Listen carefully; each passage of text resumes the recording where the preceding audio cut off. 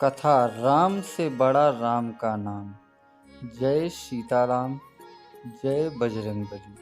पुराणों में इस कथा का उल्लेख है कि अश्वमेध यज्ञ के पूर्ण होने के पश्चात श्री राम ने एक बड़ी सभा का आयोजन किया। सभी राजाओं को उसमें आमंत्रित किया गया। सभा में आए नारद जी के भड़काने पर एक राजा ने भरी सभा में ऋषि विश्वामित्र को छोड़कर सभी को प्रणाम किया। ऋषि विश्वामित्र गुस्से से भर उठे और उन्होंने राम से कहा कि अगर सूर्यास्त से पहले श्री राम ने उस राजा को मृत्युदंड नहीं दिया तो वह राम को श्राप दे देंगे।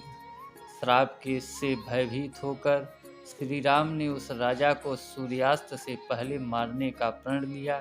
श्री राम के प्रण की खबर पाते ही राजा भागा भागा हनुमान जी की माता अंजनी के पास गया और पूरी बात बताए बिना उनसे प्राण रक्षा का वचन मांगा। माता अंजनी ने हनुमान जी को राजा की जान बचाने का आदेश दिया।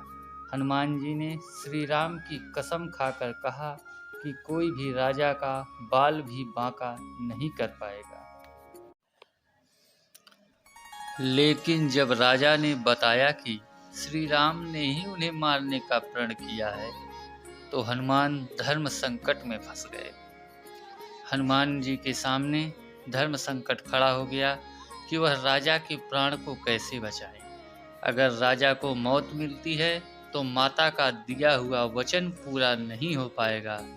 अगर राजा को बचाया तो श्री राम का प्रण पूरा नहीं हो पाएगा और उन्हें श्राप मिलेगा।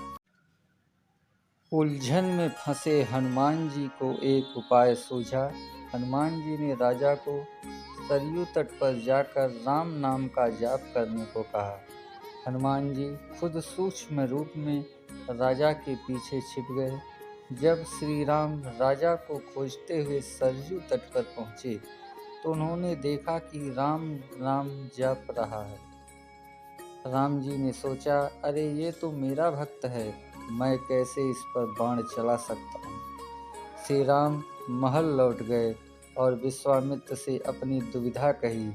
विश्वामित्र अपनी बात पर अड़े रहे और श्री राम को फिर से राजा के प्राण लेने के लिए सरयू तट पर लौटना पड़ा। सारा राज्य देख रहा था कि कैसे श्री राम दुविधा में फंसे हैं।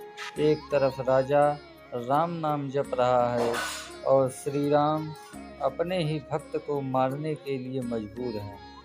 सभी सोच रहे थे कि ऐसे वक्त में हनुमान को राम के साथ होना चाहिए था, लेकिन हनुमान जी थे कहाँ। वो तो अपने ही आराध्य के विरुद्ध सूक्ष्म रूप से एक धर्मयुद्ध का संचालन कर रहे थे। हनुमान जानते थे कि राम नाम जपते हुए राजा को कोई भी मार नहीं सकता, खुद मर्यादा पुरुषोत्तम राम भी नहीं। राम जी अब फिर से सरयू तट से लौट गए तो राजा को मारने के लिए शक्ति बाण निकाला, लेकिन तब तक राजा हनुमान जी के कहने पर सिया राम जपने लगा। राम जानते थे कि सिया राम जपने वाले पर शक्ति बाण असर नहीं करता। वो बेबस हो गए और महल को लौट पड़े। उधर विश्वामित्र उन्हें लौटा देखकर श्राप देने को उतारू हो गए और राम को फिर सरयू तट पर जाना पड़ा। इस बार राजा जी हनुमान जी के इशारे पर सिया राम जय हनुमान गा रहा था।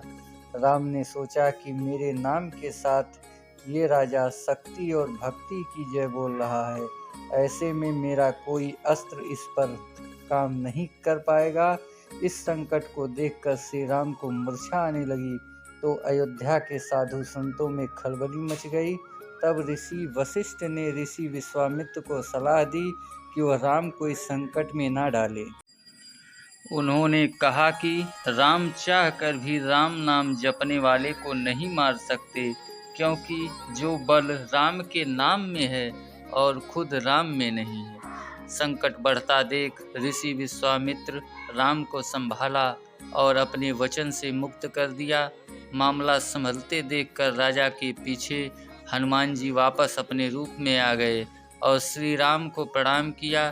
तब श्री राम ने कहा कि हनुमान ने इस प्रसंग को साबित किया है कि भक्ति की शक्ति हमेशा आराध्य की ताकत बनी है और सच्चा भक्त हमेशा भगवान से बड़ा ही रहेगा।